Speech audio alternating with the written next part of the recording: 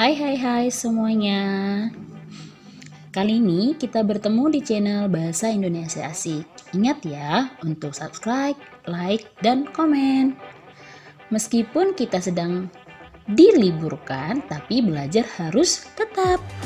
Nah, pada pertemuan kali ini kita akan masuk materi mengidentifikasi komponen penting dalam puisi.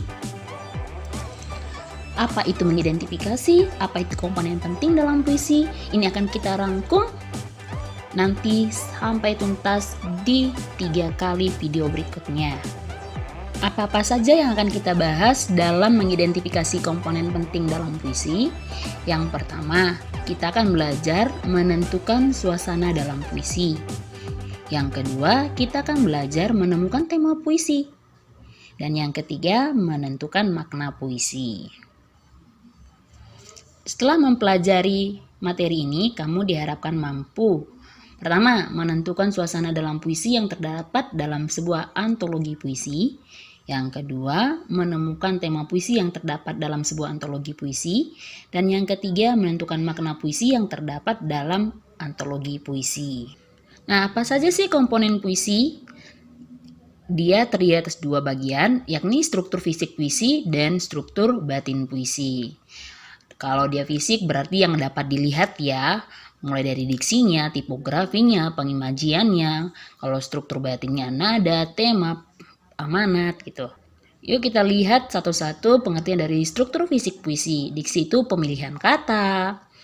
Kalau kata konkret itu susunan kata yang memungkinkan terjadi. Kalau bahasa figuratif itu majas. Versifikasi itu mengikuti ritme, rime. Tipografi itu bentuk, ya. Kemudian, struktur batin puisi. Itu ada tema, gagasan yang mau disampaikan oleh penyair.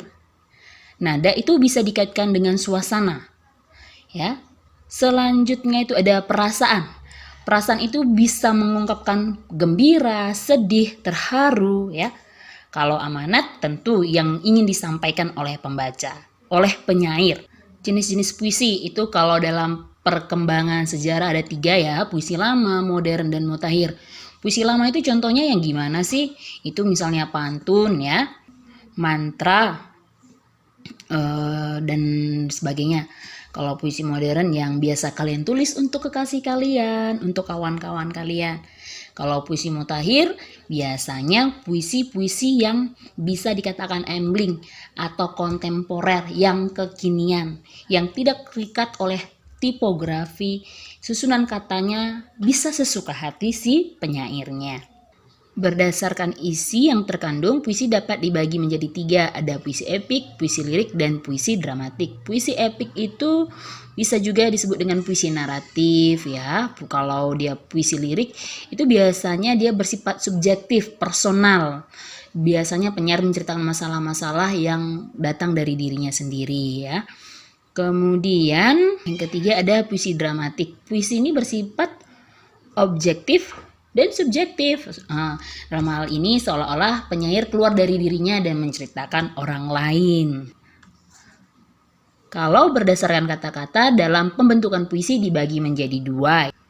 Ada puisi prismatis, puisi-puisi yang menggunakan kata-kata sebagai lambang atau kiasan. Yang kedua ada puisi diapan yang kata-katanya sangat terbuka, tidak mengandung makna pelambang ataupun kiasan, dia gamblang aja ya. Inilah pengertian singkat, pengenalan singkat mengenai pendalaman materi kita pada kali ini mengenai puisi ya. Nah, yuk sekarang kita masuk kuis. Kita perhatikan kutipan berikut. Bila dingin sedang mengusik 10 kota diterjang salju. Jika angin bisa berbisik, kusuruh ia katakan I miss you. Nah, apakah kutipan di atas dapat dikatakan puisi? Jelaskan alasanmu ya. Beri jawaban yang terbaik. Sampai jumpa lagi di materi berikutnya. Terima kasih. Salam Bahasa Indonesia Asik.